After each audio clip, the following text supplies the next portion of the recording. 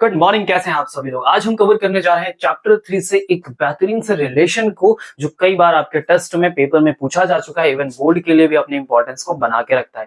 क्या है हमारे पास टॉपिक आज? Relation between current and drift velocity. आपने पिछले लेक्चर में देखा, हमने ड्रिफ्ट वेलोसिटी को कैसे कैलकुलेट किया था, मैकेनिज्म सीखा था, और उस मैकेनिज्म में जो वेलोसिटी बन के आई थी वही क्या कहलाती है? ड्रिफ्ट वेलोसिटी कहलाती। तो आज हम उसी ड्रिफ्ट वेलोसिटी का अपने करंट के साथ रिलेशन निकालने वाले हैं कि क्या करंट के बढ़ने पर ड्रिफ्ट बढ़ेगा या ड्रिफ्ट के बढ़ने पे करंट बढ़ता है, क्या रिलेशन होता है, इनवर्सली होता है, डायरेक्टली होता है, वो सारी चीजें अभी हमारे सामने आ जाएंगी। ठीक है, तो सबसे पहले हमें क्या करना है, एक कंडक्टर बनाना है। तो हमने एक यहाँ पे ले लिया कंडक्टर। ठीक है, अब उस कंडक्टर में क्या अवेलेबल होंगे भाई? तो बहुत सारे इलेक्ट्रॉन्स अवेलेबल होंगे, सिंपल सी बात है। ओके, अब मैं इसको क्या करूं, एक आउटर सर्किट से कनेक्ट कर दूं। तो ये हमने भाई इसको एक आउटर सर्किट से क्या कर दिया, कनेक्ट कर दिया। ये लगाया प्लस, ये लगाया माइनस, तो आपको पता है ये प्लस माइनस यहाँ पहुंच गया। जैसे ही ये प्लस माइनस यहाँ पहुंचेगा, आपको पता है कि अंदर क्या बन के तैयार हो जाएगी, इलेक्ट्रिक फील्ड, जिसकी डायरेक्शन प्लस से क्या होगी, माइनस होगी।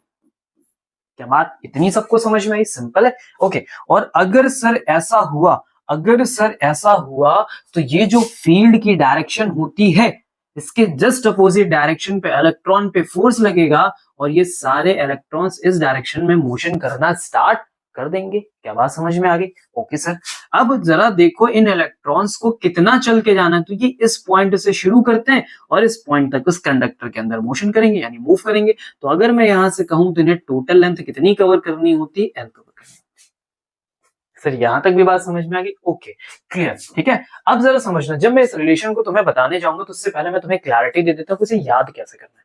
ठीक है, एक छोटा सा क्लू बना के रखते हैं ताकि हमें पता रहे करना क्या है। तो समझो, मैं यहाँ पे एक छोटा सा आपको रोड मैप दे रहा हूं, बस यही याद करना है। तुम्हें क्या चाहिए भाई? करंट चाहिए। तो करंट का फॉर्मूला लिखोगे तो क्या मिलेगा? Q by T.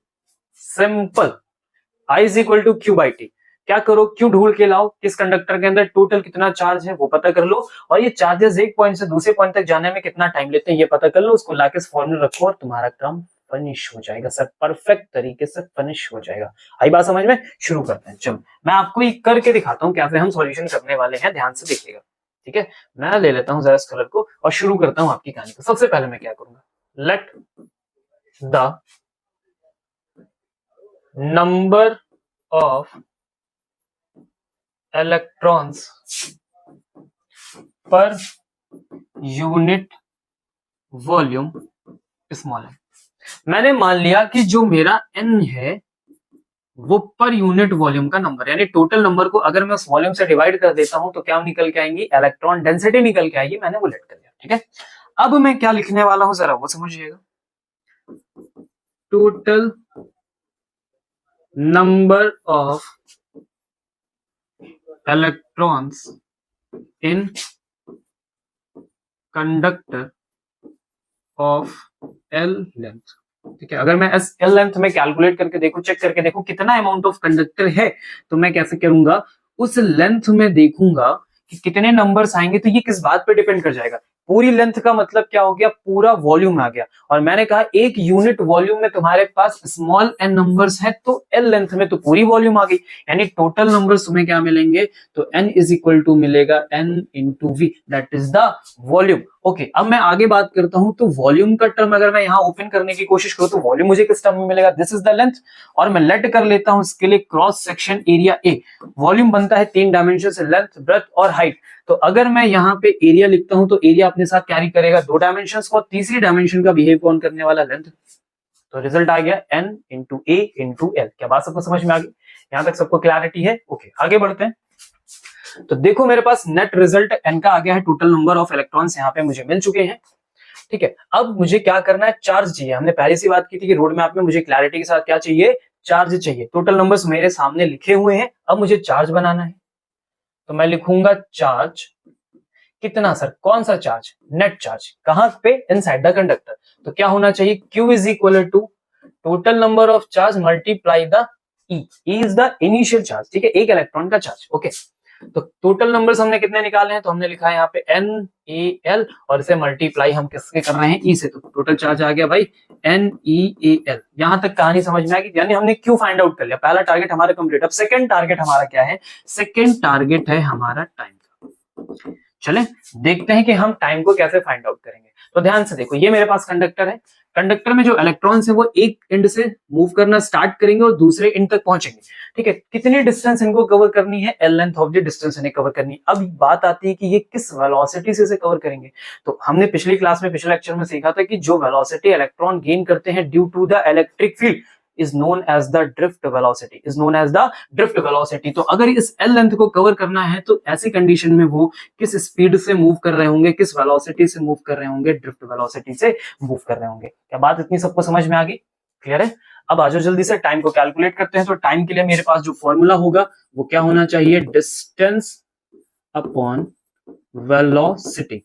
कितनी डिस्टेंस कवर करनी है, एल डिस्टेंस कवर करनी, किस वेलोसिटी से कवर करोगे, ड्रिफ्ट वेलोसिटी से कवर करोगे। तो देखो मेरे पास टाइम का टर्म भी आ गया। अब फाइनल, अब हमें क्या करना है, बस सारी वैल्यूज को ले जाके पुटअप कर देना है और हमारे सामने आंसर आ जाएगा।